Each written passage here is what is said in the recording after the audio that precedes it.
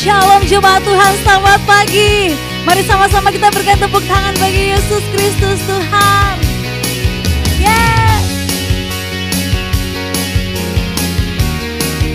Kami mau bersorak-sorai bagi nama Yesus.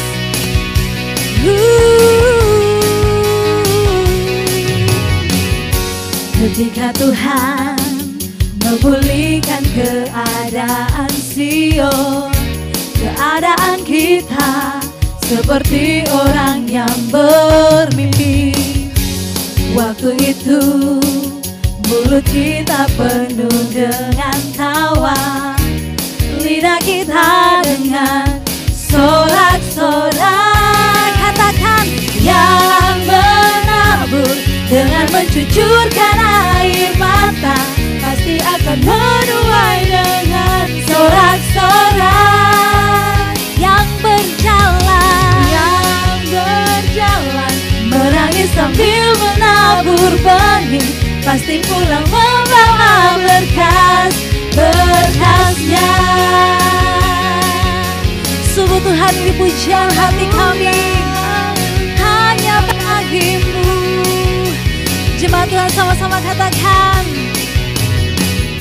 ketika Tuhan memulihkan keadaan Sion, keadaan kita seperti orang yang bermimpi. Waktu itu mulut kita penuh dengan tawa, lidah kita dengan sorak-sorai. Yang menabur dengan mencucurkan air mata pasti akan menuai dengan sorak-sorai. Katakan, yang berjalan menangis sambil menabur benih pasti pulang membawa berkasnya.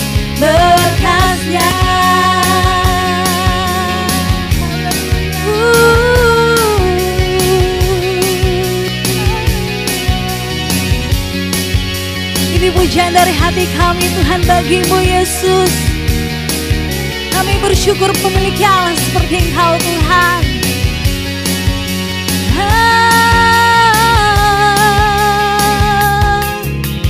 Yang menabur dengan mencucurkan, mari sama-sama tepuk tangan bagi Yesus. Pasti akan menuai dengan sorak-sorai. Dimanapun kau berada, katakan, yang berjalan menangis sambil menabur benih pasti pulang membawa berkasnya. Sekali lagi katakan, yang menabur dengan mencucurkan air mata pasti akan menuai dengan sorak-sorai. Lambaikan tanganmu, katakan, yang berjalan menangis sambil menabur benih pasti pulang membawa berkasnya. Pasti pulang membawa berkasnya. Pasti pulang membawa berkasnya. Yes, terima kasih Yesus. Sekali lagi mari kita berikan tepuk tangan bagi Yesus Kristus. Haleluya. Kami masih terus memuji dan meninggikan nama-Mu Tuhan. Engkau yang telah memberikan kami kuasa untuk menang. Haleluya. Sekali lagi katakan, ku diberi kuasa. Haleluya. Amin. Yes, kita bertepuk tangan lagi bagi Yesus.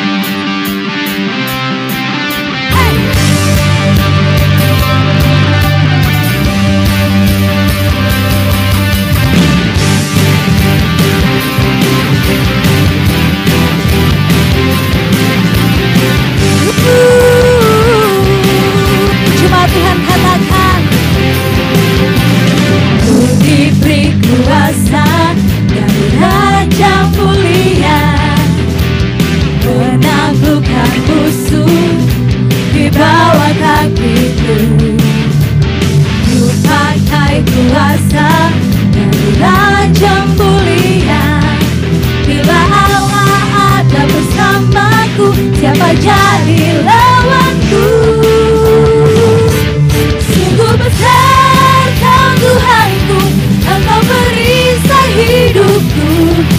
berdiri dengan iman, iman dalam Yesus Tuhan. Kau yang memberi kemenangan, ku bersorak merayakan. Terpujilah Engkau Raja, segala Raja. Terima kasih Yesus. Haleluya. Sekali lagi dengan penuh iman katakan, ku diberi kuasa dari ajang mulia, menaklukkan musuh di bawah kaki, ku pakai kuasa dari ajang mulia. Bila Allah ada bersamaku, siapa jadilah. Bila Allah ada bersamaku, siapa jadilah. Bila Allah ada bersamaku, siapa jadilah aku.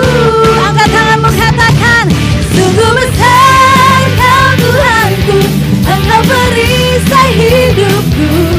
Ku berdiri dengan iman, iman dalam Yesus Tuhan. Kau yang memberi kemenangan, ku bersorak merayakan. Terpujilah Engkau Raja, segala Raja. Oh, Yesus.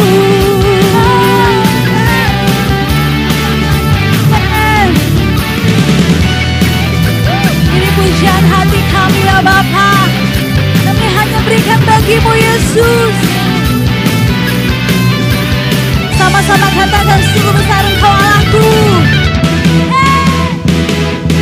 Sungguh besar Kau Tuhanku, Engkau perisai hidupku.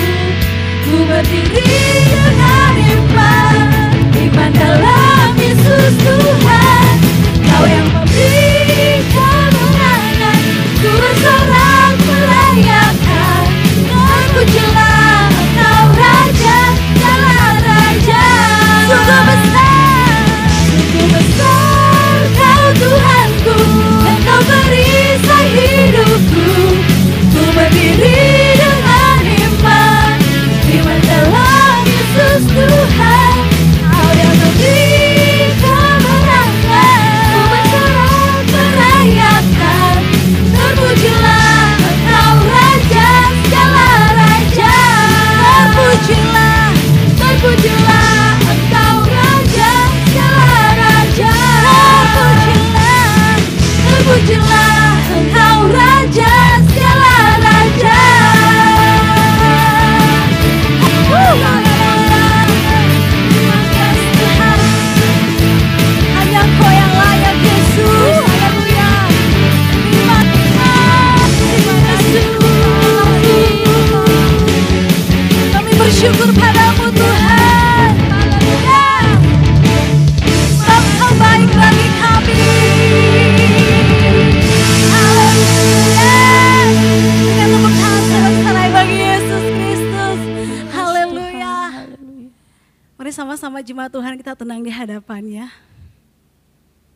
Kita mau bawa hati kita di hadapan Tuhan untuk lebih dalam lagi menyembah Dia dalam roh dan kebenaran. Yes Tuhan.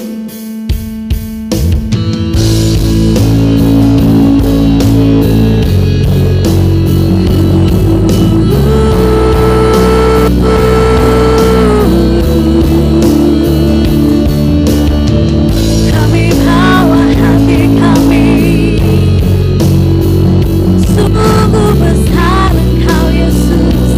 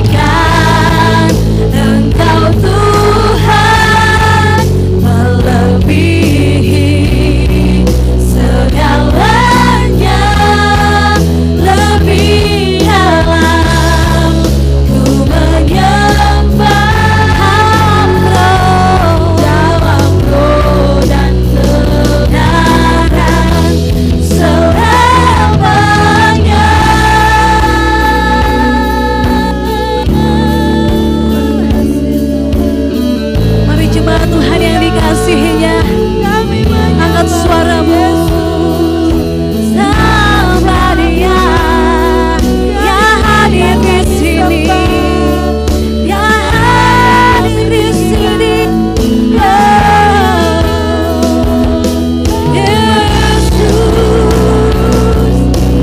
Kudus penuhi hati setiap kami. Jika mata kaya namamu, dalam mata kaya namamu. Haleluya. Yes Tuhan, mari sama-sama katakan, ku tinggikan, ku tinggikan Engkau Tuhan, melebihi segalanya, lebih dalam ku penyembah, dalam roh dan kebenaran, ku tinggikan Engkau Tuhan, melebihi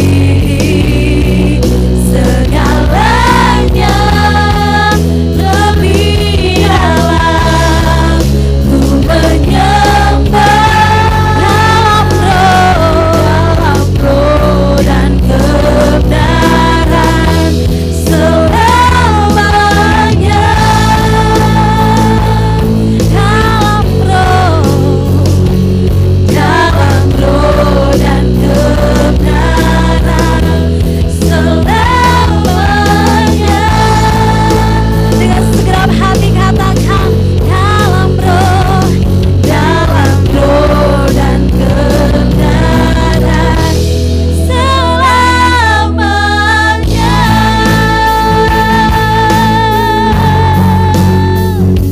Selamanya kami mau menyembah-Mu Yesus, dalam roh dan kebenaran.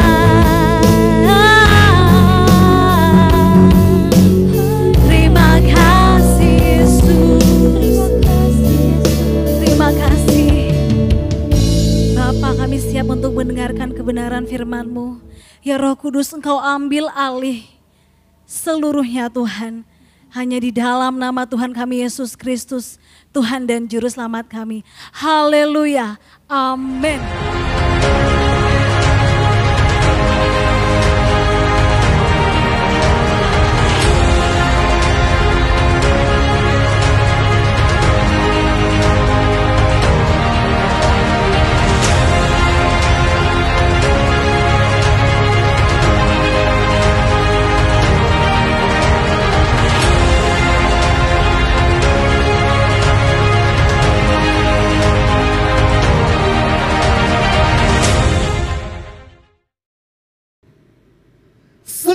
Tahun yang lampau, tepatnya pada tanggal 11 September tahun 2011, Presiden Amerika Serikat pada waktu itu, Presiden Barack Obama, menghadiri upacara yang diselenggarakan di Ground Zero di kota New York. Ground Zero, tempat di mana pernah berdiri gedung kembar World Trade Center yang legendaris. Upacara itu adalah untuk mengenang 10 tahun peristiwa tragedi 9/11. Tragedi yang memakan korban hampir 3.000 jiwa. Sesudah waktu hening atau moment of silence, Presiden Obama berdiri dan membaca ayat-ayat Alkitab dari Mazmur pasal 46 secara lengkap. Terlepas dari masalah politik dan motivasi apapun yang menjadi latar belakang dari tragedi 9/11, peristiwa yang telah mengubah wajah dunia itu. Dalam hemat saya, pemilihan Mazmur pasal 46 untuk dibacakan pada hari itu adalah sangat tepat. Mengapa tepat? Sebelum saya menjawab pertanyaan ini, saya mengajak Anda untuk terlebih dahulu menyaksikan pembacaan Mazmur pasal 46 oleh Presiden Obama tadi. God is our refuge and strength, a very present help in trouble. Therefore, we will not fear, even though the earth be removed, and though the mountains be carried into the midst of the sea, Though its waters roar and be troubled, though the mountains shake with its swelling, there is a river whose streams shall make glad the city of God, the holy place of the tabernacle of the Most High. God is in the midst of her. She shall not be moved. God shall help her just at the break of dawn. The nations raged, the kingdoms were moved. He uttered his voice, the earth melted. The Lord of hosts is with us. The God of Jacob is our refuge. Come behold the works of the Lord, who has made desolations in the earth. He makes wars cease to the end of the earth. He breaks the bow and cuts the spear in two. He burns the chariot in fire. Be still and know that I am God. I will be exalted among the nations. I will be exalted in the earth. The Lord of hosts is with us. The God of Jacob is our refuge.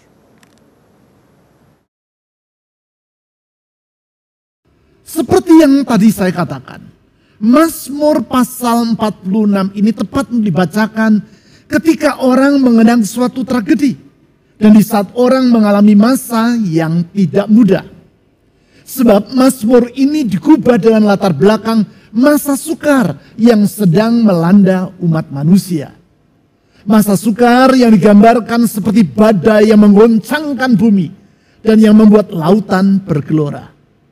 Itu sebabnya Mazmur ini sangatlah tepat untuk memperoleh perhatian kita di saat kita sedang memasuki suatu tatanan kehidupan yang baru, di mana kita memerlukan adaptasi kebiasaan baru, atau yang lazim disebut sebagai a new normal.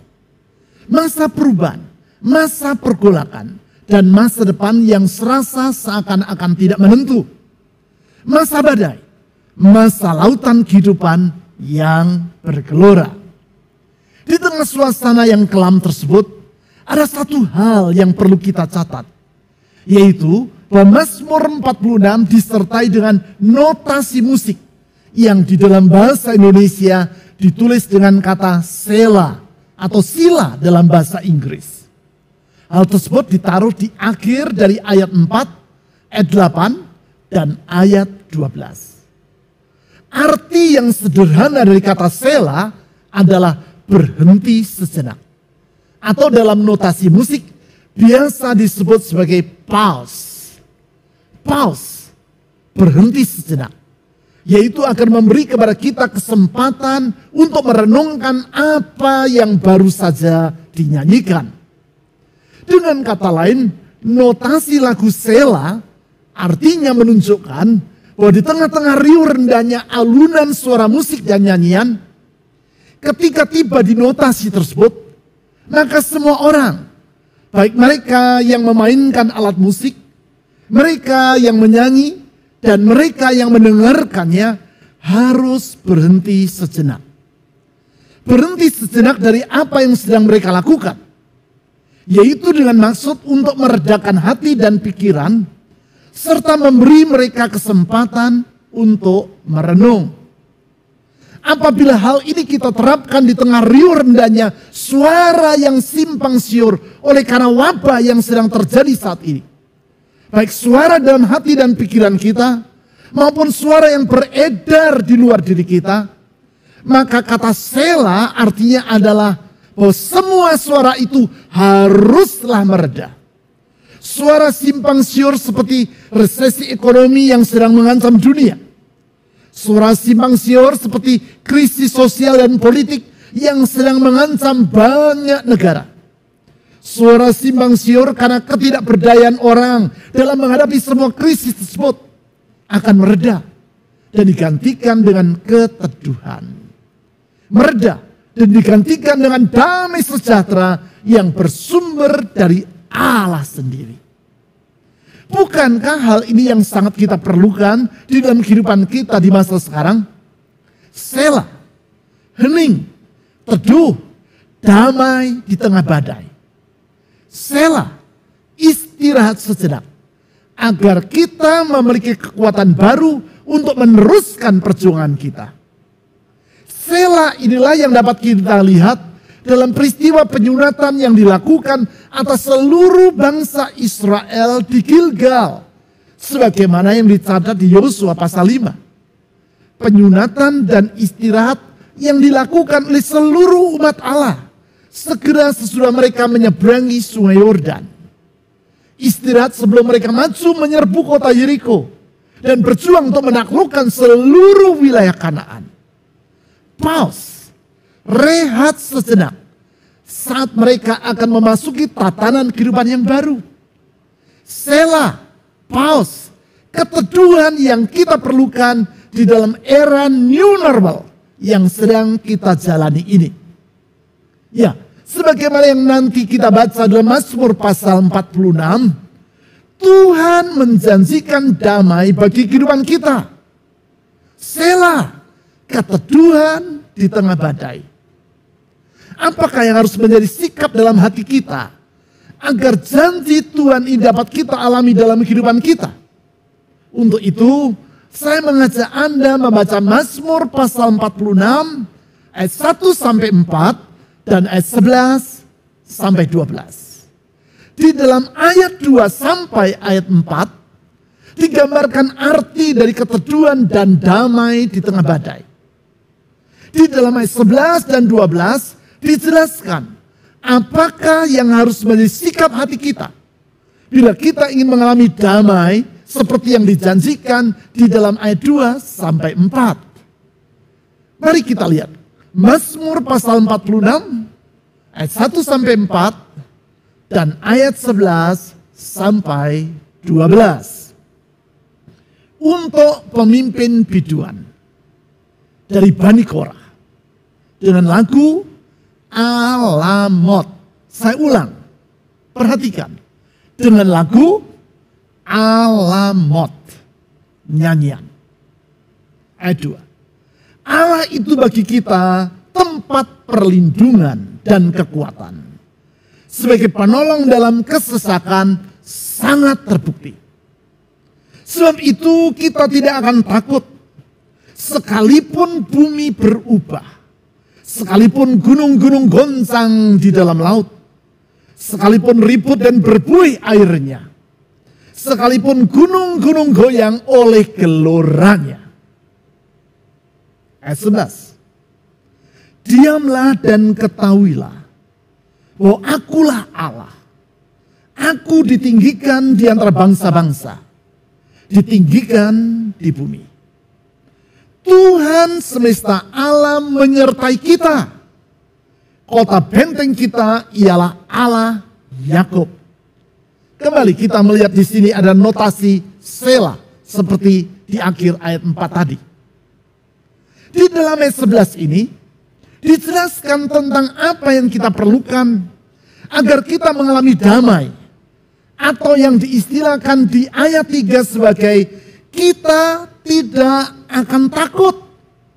Walaupun keadaan di sekitar kita sedang bergoncang dan bergelora. Kalimat kunci di sini terdapat di ayat 11, yaitu diamlah dan ketahuilah bahwa akulah Allah. Kalimat kunci ini akan kita pelajari sepanjang bulan ini. Agar semua yang dijanjikan di ayat 2 sampai 4, yaitu Selah, keteduhan di tengah keriuh rendahan, damai di tengah badai, akan kita alami dalam kehidupan kita. Dimulai dari perintah Tuhan yaitu diamlah, yang akan kita pelajari pada hari ini. Dan kita lanjutkan dengan perintah ketahuilah bahwa akulah Allah, yang akan kita pelajari di minggu-minggu berikutnya di sepanjang bulan ini. Pertanyaannya, mengapa Tuhan menyuruh umatnya untuk bersikap diam di tengah badai? Setidaknya ada dua alasan. Alasan yang pertama yaitu karena diam merupakan ungkapan dari iman kita kepada Allah. Sebab kata diam atau be still dalam bahasa Inggris atau rapa dalam bahasa Ibrani di ayat 11 artinya adalah be quiet atau berdiam diri atau to let go, atau menyerah. Hanya apabila kita mempercayai siapa Allah yang sebenarnya, barulah kita akan dapat berdiam diri dan menyerah di hadapannya. Itulah sikap percaya atau iman yang tidak terlepas dari pengenalan akan siapa Allah yang sesungguhnya dan siapa diri kita yang sebenarnya. Seringkali orang tidak mengenal keterbatasan dirinya, dan di saat yang sama ia tidak mempercayai akan ketidakterbatasan Allah. Sebagai akibat, bukannya yang bersangkutan berdiam di hadapan Allah, namun justru banyak menceramai Allah melalui doa yang ia ucapkan. Sehingga seakan-akan Allah tidak tahu apa yang harus ia kerjakan, dan kita lebih tahu daripada Allah, sehingga kita harus memberitahu dirinya. Hal ini sama seperti seorang pasien yang menemui dokter di rumah sakit. Begitu yang bersangkutan duduk, belum sang dokter bertanya, "Apa keluhan saudara?" Si pasien ini sudah langsung nyerocos, memberitahu dokter apa yang menjadi penyakitnya dan apa obat yang harus diberikan oleh sang dokter kepada dirinya. Coba bayangkan kalau Anda yang menjadi sang dokter. Apa yang akan Anda katakan kepada pasien ini? Pasien yang merasa sudah tahu apa yang menjadi penyakitnya, yang merasa sudah paham tentang obat apa yang harus diberikan kepada dirinya. Atau pasien yang tanpa sadar menganggap bahwa sang dokter tidak tahu apa yang menjadi penyebab dari sakit yang ia derita, dan menilai sang dokter tidak paham tentang obat apa yang harus diberikan kepada dirinya. Tentu kalau Anda yang menjadi dokter, Anda akan berkata, kalau saudara sudah tahu penyakit saudara dan tahu obat apa yang harus saudara minum, lalu untuk apa saudara datang kemari? Hal yang sama sering kita lakukan kepada Tuhan. Di dalam doa, kita banyak menceramai Tuhan tentang apa yang menjadi persoalan diri kita dan apa yang harus Allah lakukan untuk membereskannya. Sehingga seakan-akan Allah tidak tahu apa yang harus ia kerjakan. Mungkinkah Allah akan menanggapi doa Anda yang seperti itu dengan berkata, "Oh ya? Wah, aku baru tahu bahwa itu yang harus aku kerjakan. Terima kasih untuk nasihatmu. Tanpa engkau memberitahu diriku, aku tidak akan tahu bagaimana cara untuk menyelesaikan persoalanmu." Mungkinkah Allah berkata seperti itu? Kalau dia berkata seperti itu, maka berarti dia bukan pribadi yang maha tahu dan maha kuasa. Padahal yang benar, Tuhan adalah pribadi yang maha tahu. Dia tahu apa yang menjadi persoalan kita. Dan dia juga tahu apa yang harus dikerjakannya untuk membereskan persoalan kita. Itu sebabnya ia tidak pernah merasa terkejut. Karena sesungguhnya ia mengetahui segala sesuatu bahkan sebelum hal itu terjadi. Bukan itu saja, ia juga tidak pernah merasa bingung. Sebab Allah adalah pribadi yang maha kuasa. Jadi sebaliknya dari banyak menceramai Tuhan dengan anggapan bahwa kita lebih tahu daripada Dia, yang perlu kita lakukan adalah seperti yang Tuhan katakan di dalam Mazmur pasal 46 ayat 11 tadi, yaitu diam. Diam bukan dalam arti bersikap tidak peduli, diam bukan dalam arti bersikap pasif, namun diam dalam arti bersikap menyerah, to let go, karena percaya kepada Tuhan. Alasan yang kedua, dia merupakan syarat untuk dapat mendengar suara Allah. Tanpa kita berdiam diri atau to be quiet di hadapan Allah, maka kita tidak akan dapat mendengar suaranya dengan jelas. Sama seperti kalau sementara saya berbicara sekarang ini, dan di saat yang sama Anda berada di lingkungan yang ribut, dengan volume suara yang sangat keras. Tentu akan sukar bagi Anda untuk mendengar apa yang saya katakan dengan jelas. Suara berisik di lingkungan Anda tersebut akan mengalihkan perhatian Anda dari suara saya. Suara berisik yang merupakan distraction, pengganggu yang mengalihkan perhatian. Di dalam mendengar tuntunan Tuhan, tuntunan yang sangat kita perlukan dalam kehidupan kita. Suara berisik tersebut acap kali bukan berasal dari luar diri kita. Sebaliknya berada dalam pikiran kita sendiri. Suara yang bersumber dari rasa gelisah di hati kita. Suara yang berbincang dalam pikiran kita karena memperdebatkan apakah Allah dapat kita percaya atau tidak. Dan masih banyak suara yang lain yang berkecamuk di dalam benak kita. Semua suara itu membuat kita sukar untuk mengenali suara Allah. Sehingga kita tidak dapat mengenal dengan benar isi hati Tuhan, rencana dan pikirannya, serta tindakan-tindakannya yang sesungguhnya ada di depan mata kita. Oleh karena itu, di dalam Mazmur pasal 46 ayat 11 tadi, Tuhan melalui sang pemazmur berkata seperti demikian. Mazmur pasal 46 ayat 11, perhatikan. Diamlah dan ketahuilah bahwa akulah Allah. Aku ditinggikan di antara bangsa-bangsa. Ditinggikan di bumi. Tanpa kita tahu bagaimana untuk berdiam diri, maka kita tidak akan dapat mengenal suaranya yang ia tunjukkan melalui karyanya di antara bangsa-bangsa. Suara dalam karyanya, suara dalam tindakannya yang mengakibatkan ia ditinggikan di antara bangsa-bangsa dan ditinggikan di bumi. Sebaliknya, apabila kita tahu berdiam diri di hadapan Allah, maka kita akan mengenal siapa Allah yang sesungguhnya. Sehingga sebagai akibat, sebesar apapun badai yang sedang kita hadapi, maka kita akan dapat berkata bersama dengan pemazmur seperti yang ia utarakan di dalam ayat 3 dan 4, yaitu Mazmur pasal 46 ayat 3 dan 4. Sebab itu kita tidak akan takut. Saya baca ulang, ucapkan bersama dengan saya. Sebab itu kita tidak akan takut. Saya baca sekali lagi, ucapkan dari dalam hati Anda yang paling dalam. Katakan demikian. Sebab itu kita tidak akan takut. Sekalipun bumi berubah, sekalipun gunung-gunung goncang di dalam laut, sekalipun ribut dan berbuih airnya, sekalipun gunung-gunung goyang oleh geloranya. Selah, diam, dan merenung.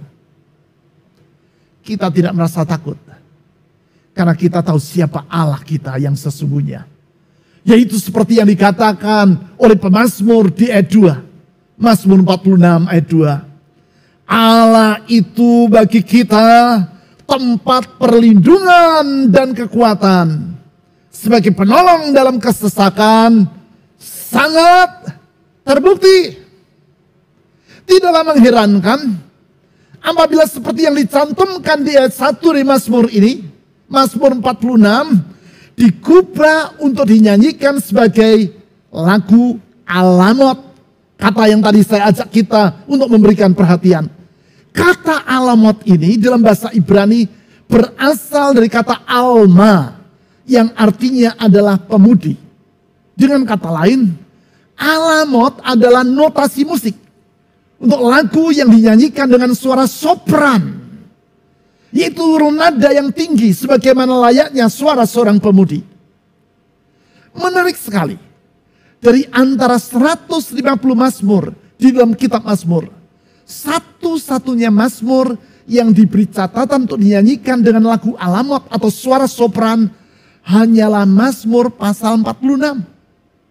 Hal ini menunjukkan bahwa Mazmur ini memiliki posisi yang sangat istimewa.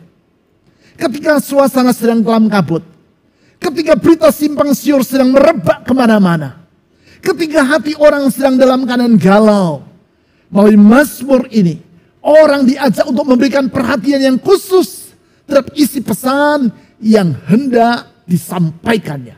Sekarang bagaimana kita dapat berdiam diri di hadapan Allah? Sedangkan kita terbiasa hidup dalam lingkungan yang riuh rendah dan penuh dengan suara. Sehingga akibatnya situasi yang hening akan membuat kita merasa gelisah. Tidaklah mengherankan apabila banyak rumah tangga yang menghidupkan pesawat televisi tanpa ada orang yang menontonnya.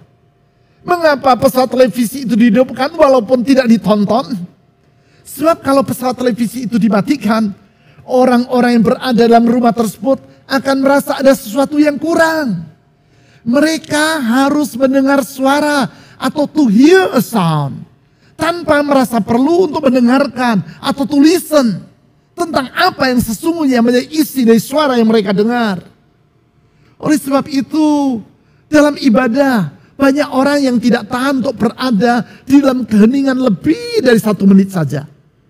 Doa dalam keheningan harus diberi latar belakang musik yang lembut, karena mereka tidak tahan dengan kesunyian.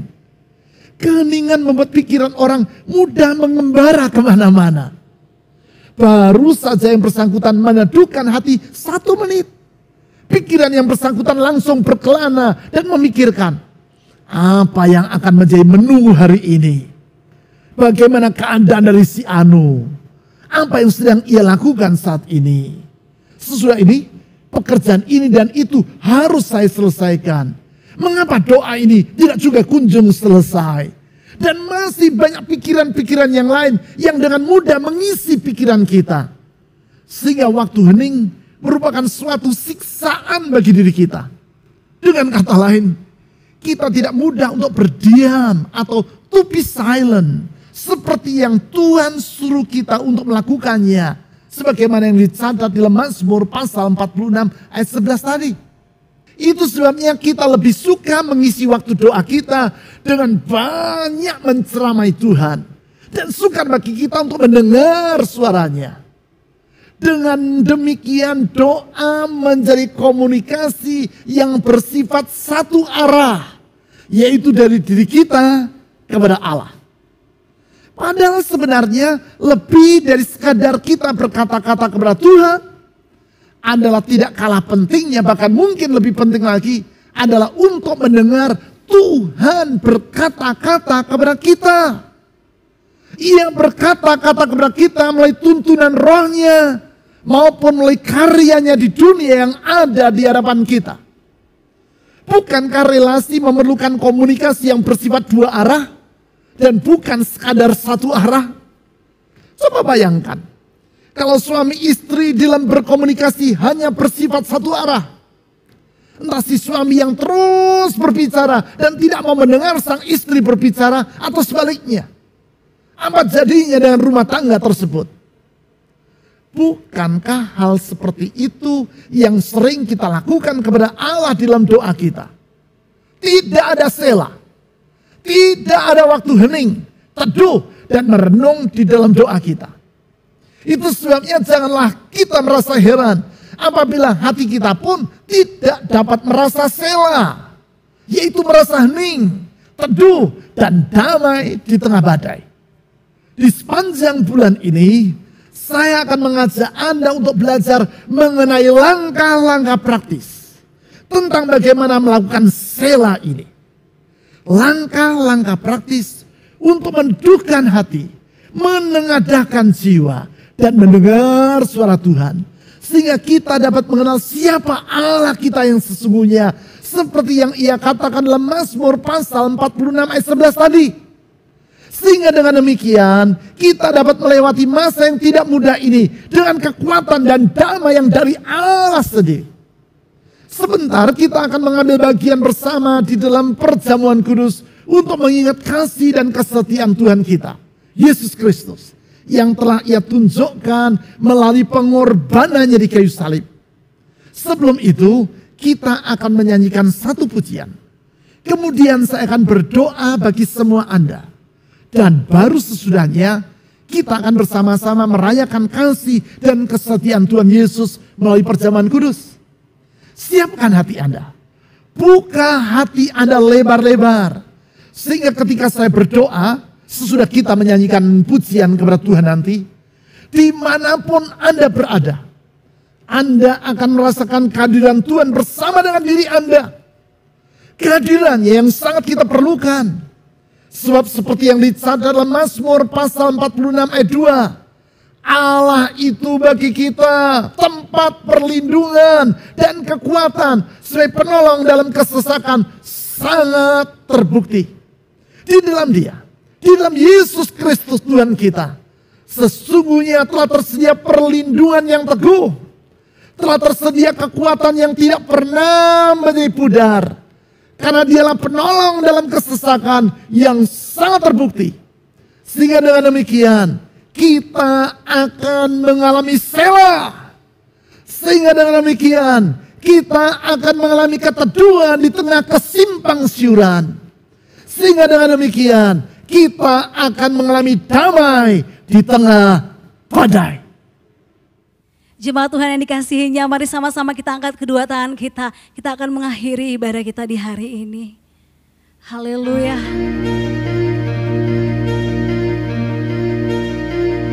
Terima kasih Yesus. Mari sama-sama kita katakan. Kiranya Engkau memberkati aku berlimpah-limpah.